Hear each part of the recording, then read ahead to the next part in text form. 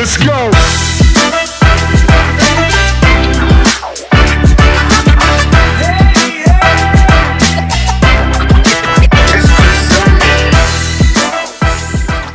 Welcome everybody to the Wood Shop. This is episode 2. Welcome back. I'm your co-host Chris Parker. Jean-Luc Parker. Yeah, so we're gonna dive into it. But first, I want to say this is not financial advice. It's only for educational purposes, and we're teaching you how we're building wealth from our example. So I've also first wanted to say before we dive into the episode, why do we call it the Wood Shop? So for us, it's about building that wealth. We're building our own table to sit at.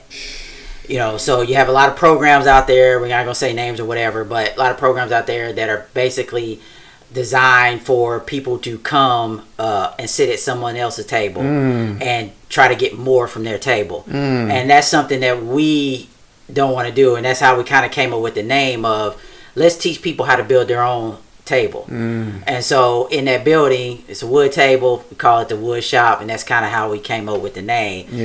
So through our example of us building our own table that we sit at and eat from and benefit from, you get to build your own table as well. So you're welcome to the Wood Shop. Hey man, there was one thing you said in one of our run-throughs that we did for one of the episodes was basically when you have a 9 to 5, you are going to work for somebody else's dream. Yeah, that was tough. Yeah, that's tough.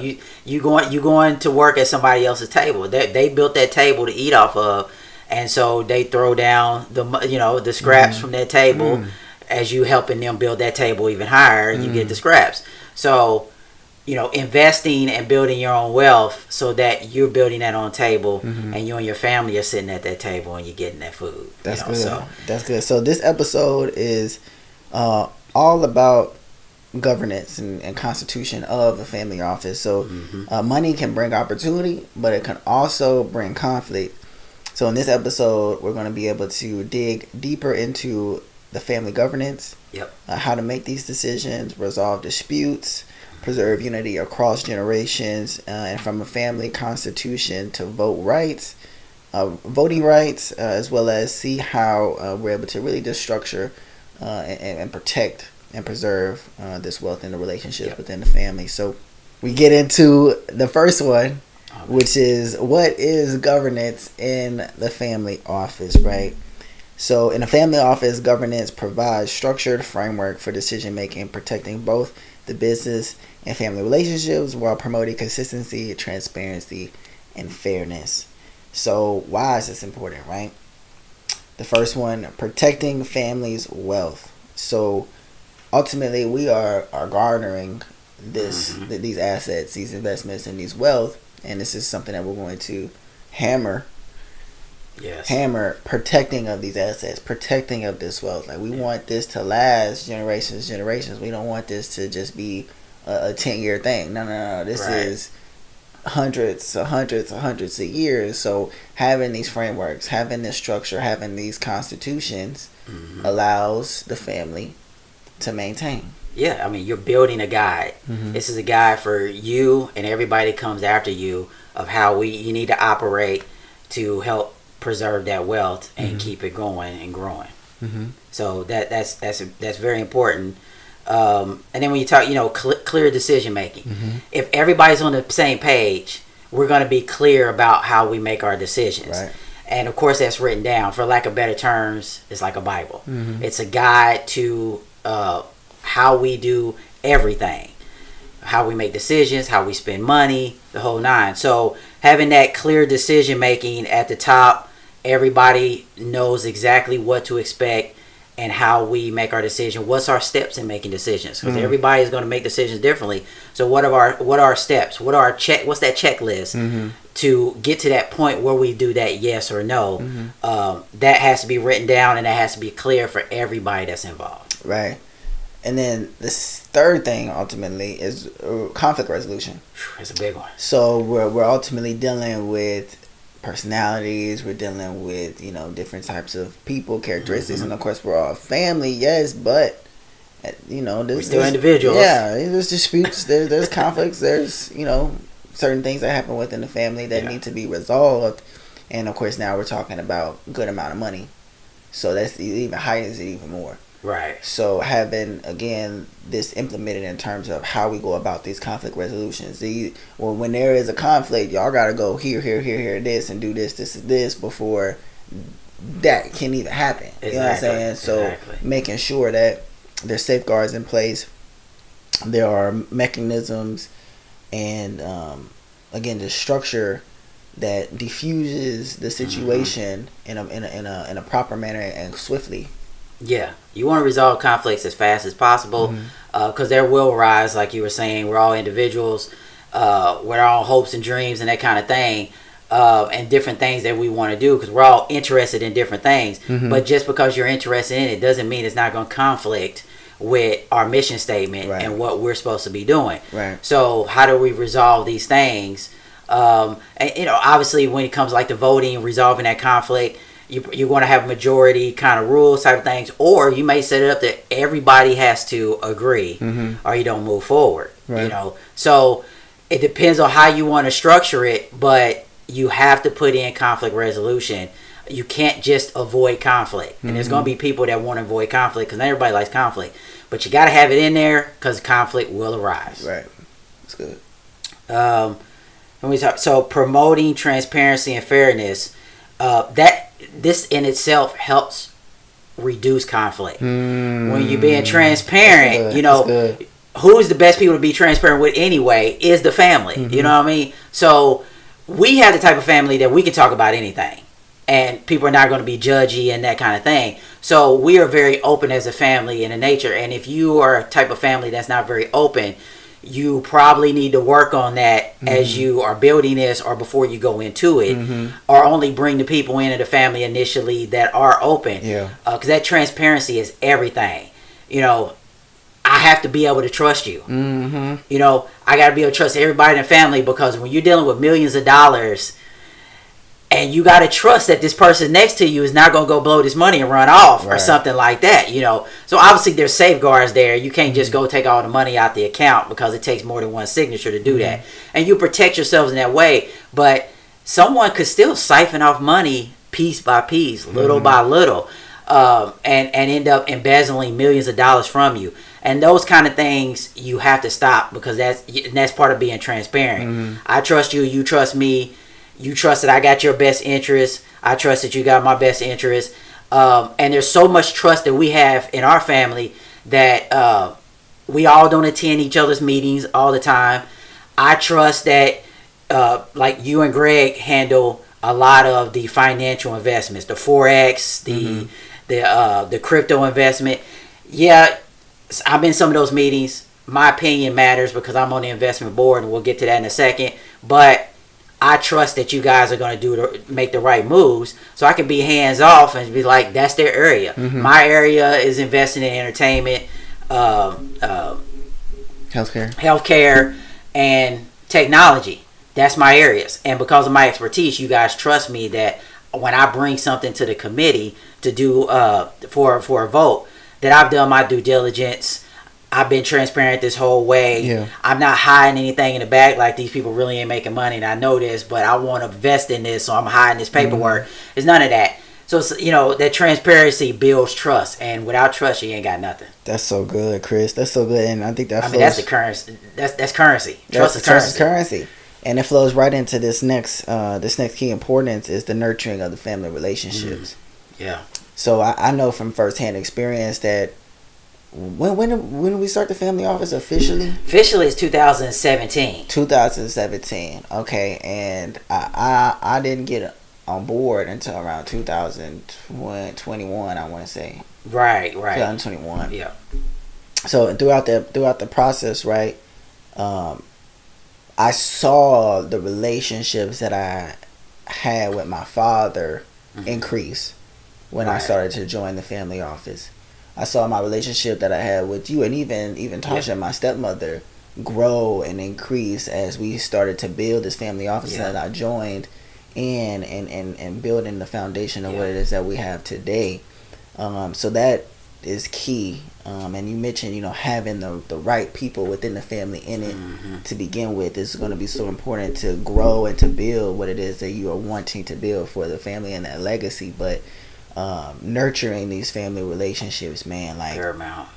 It's so important. Again, having the trust, the honesty, the vulnerability, and then just being able to build each other up. Like, there's so many different things that, my father is really good at that me and you may lack. Yeah. You know what I'm saying? But being able to see him in close quarters and him taking advantage of the gift that God has given him in that particular area, it ultimately comes to us because we're able to see him do that very well, and vice versa. You know what I'm saying? There's other things that, I may be, really good at and can do at a high level that they may not be able to do, but they're able to get that influence and get build that confidence within themselves by seeing myself do said thing as well. So building those family relationships is definitely pivotal.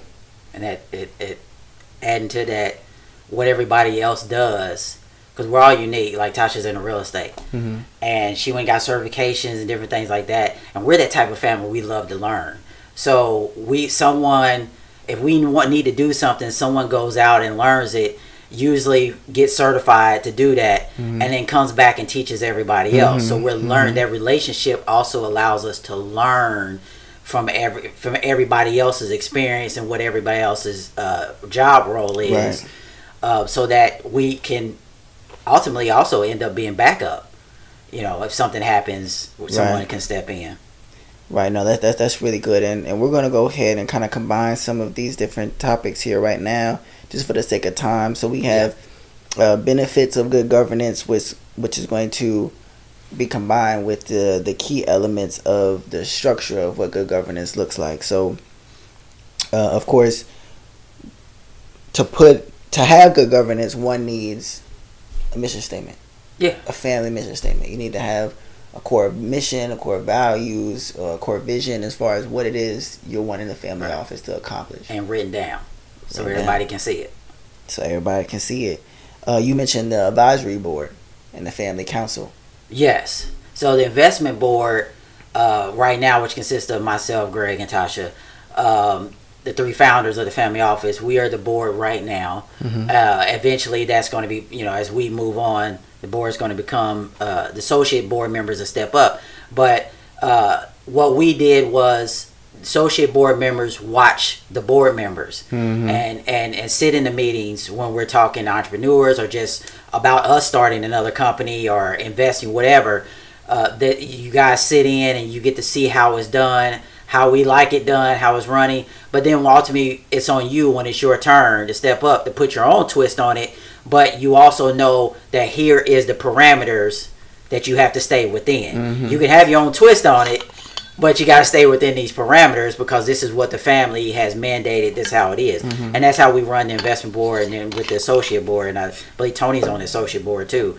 And that's kind of how we run it. So everybody's like in that training. As you said, we started in 2017, but you didn't fully join and start really participating until 2021.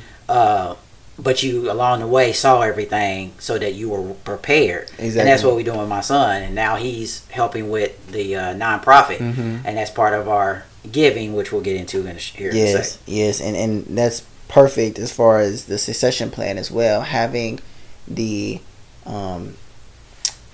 investment committee being able to be a part of these board meetings, being able to be a part of what kind of is going on, just not necessarily having that voting right, that moves into the succession. It allows them to see what is being taken place, and as you mentioned, being able to articulate that when it's their time to step into that role. But of course you still need to have it all written out as far as the succession plan, what that looks like, who's going to be getting what, etc., wills and everything like that. We want to go into policies and procedures. These things are pivotal in order for ultimately to have what it is that we mentioned as far as kind of those importance and the benefits of said things. When we have these policies and procedures in place, everything needs to be written down and in one concise place so that you can give it to the members. Everybody has it, and everybody's able to refer back to it when that time comes and know how to conduct themselves. We have special guidelines for our committee You got to have a bachelor's degree Mm-hmm. to be on the committee, the investment committee. You don't have to have a bachelor's degree to be in the family office, but to be on the investment committee, we want to know that you have a certain level of education to be able to decipher what you are what's put in front of you. Right. And then along with those policies, like for us, it was important to, you can't be on the investment committee if you got a criminal record. That was important to us. So it doesn't mean you're excommunicated from the family or the family office itself, but you're going to be out there working with other people. Yes, it's our money, but you're working with other people in those things, and we want to make sure that you are a moral and upstanding person, and are focused on doing the right thing, because that's ultimately how we're going to preserve this. If everybody is doing the right thing, and we feel like that kind of went with it, and when you're giving, you need to have a giving heart and that kind of thing as well. So that's very important to being part of the family office and on certain committees and boards that we have. We almost kind of run it like the government. Subcommittees and everything like that, but it's a corporation, so you got to run it like a corporation. Exactly. And our motto: protect the wealth, grow the wealth, and get the wealth. Yeah. So when we talk about kind of that mission statement and the motto, making sure that the values are in place and you're ultimately doing what it is that you're saying in these values, in these mission statements, and in these mottos, which you mentioned, we have a nonprofit where we give scholarships out so that people can continue their education. Yep. We're growing the wealth with the different assets and the different businesses that we have, and then ultimately we are protecting it, which my dad does a great job of doing that. Right. Yeah, we have a sword and a shield to protect. You have the tools to grow, so you got the gardening tools to grow it, and then you got the heart to give it. That's good. I think now we'll go into kind of the biblical aspect here regarding the structure and the governance of a family office. Of course, again, the Bible doesn't explicitly say and mention the modern concept of a family office, but it does, however, provide us numerous principles on wealth management, stewardship, and ethical use of resources when it comes to a biblical standpoint. So regarding this, ultimately, when we are in relationship with the Lord and we know who the Lord is and how he is, ultimately, he's a God of order. There's nothing that the Lord does that is not succinct, is not purposeful, is not in order to his purpose at the end of the day. And we can see this when he establishes the children of Israel in the wilderness upon them building the tabernacle. It's Exodus 25 through 41. Those are the chapters. And they're building the tabernacle, and they're ultimately being placed in tribes. He's placing them in tribes. So when we see him setting each of these tribes and their functions and what it is that they're ultimately doing, of course, we have the Levites, who were called to be the priests, right?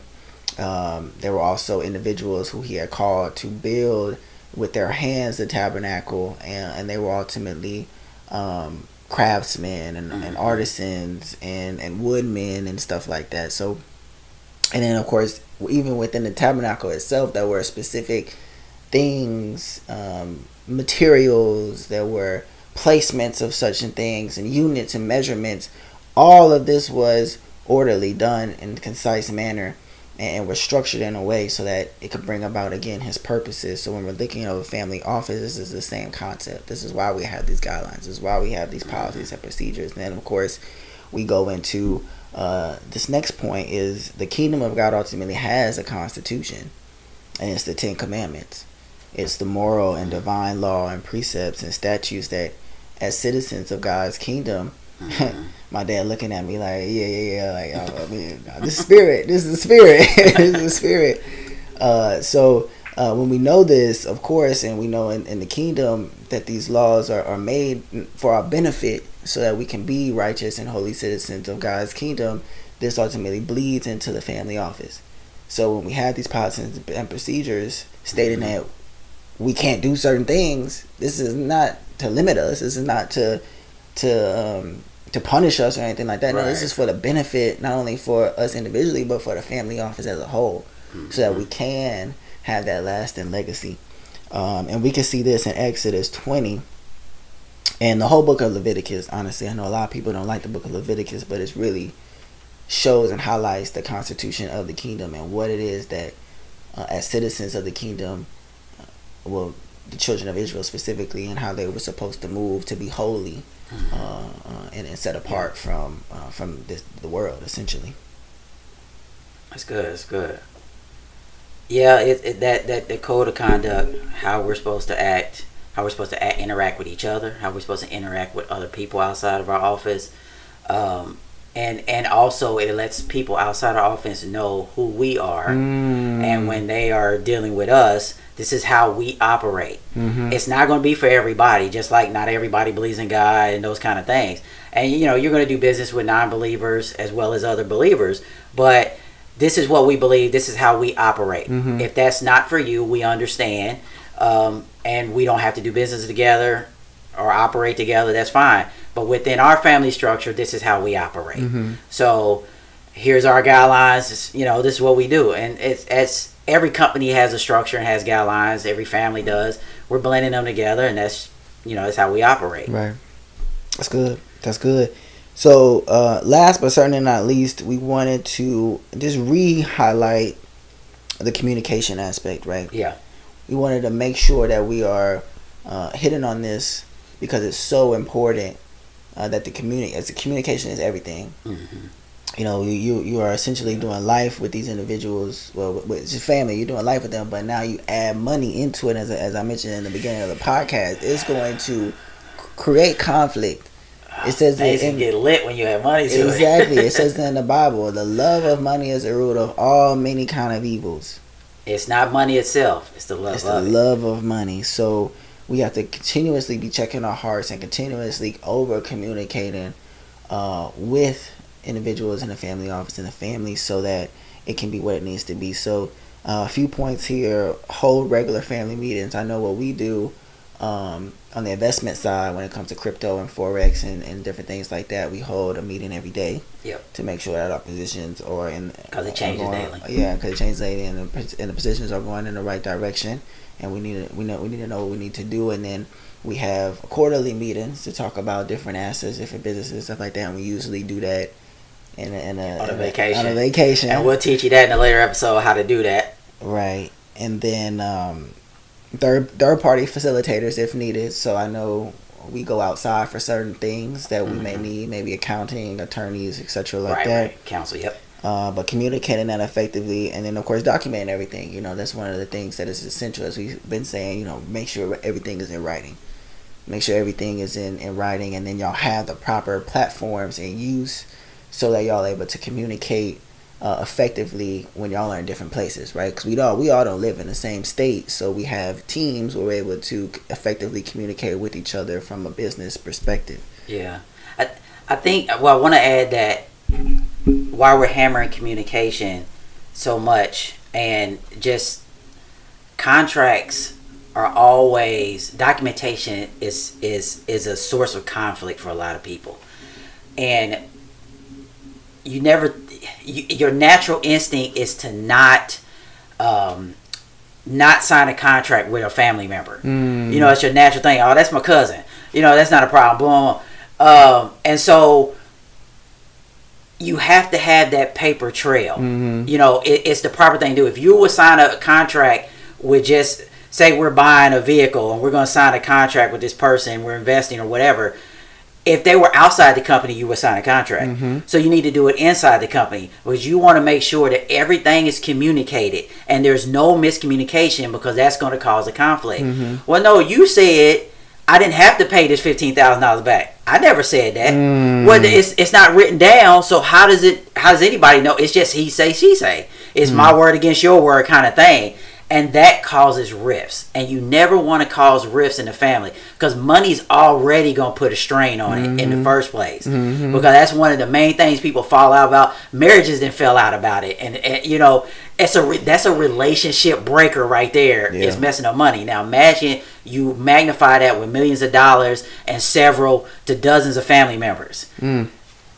Yeah. it might be a fight. You know what I mean? So everything has to be on point and laid out. And that's why documentation is so important, and why you're going to keep hearing us hammering on documentation. Just as we're saying, you're adding money, family, and emotions together. Yeah. Everything has got to be communicated, and part of that communication is a trail of documentation. See, I said it right here, and you signed it. Right. Where's my money? Right. That's Where's good. The family's money? Kind of thing. That's good. That's real good, man. Them safeguards. Important. Them safeguards. That governance. That's why we came. The governance, when you're setting this up, the governance is the guardrails for everybody to play within.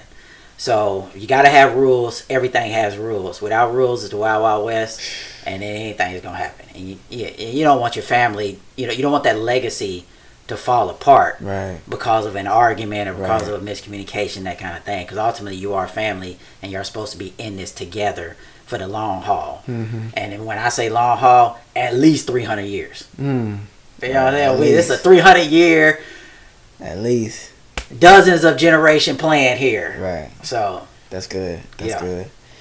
Well, I think we're going to end up wrapping it here. Thank y'all again for watching. If y'all haven't already subscribed to the podcast, The Wood Shop, as we are just wanting to just better y'all's understanding of the financial literacy of what it looks like to build a family office, what it looks like to garner wealth and leave it for generations, and do it in a faith-based way, do it in a biblical way, so that the Spirit of the Lord is flowing in and through, and is being preserved, as he mentioned. And hit that like button, and follow us on Instagram and LinkedIn and we got a bunch of them. TikTok. Yes, and TikTok is D Wood Shop, DEE. DEE Wood Shop.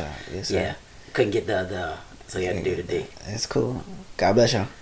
Let's go.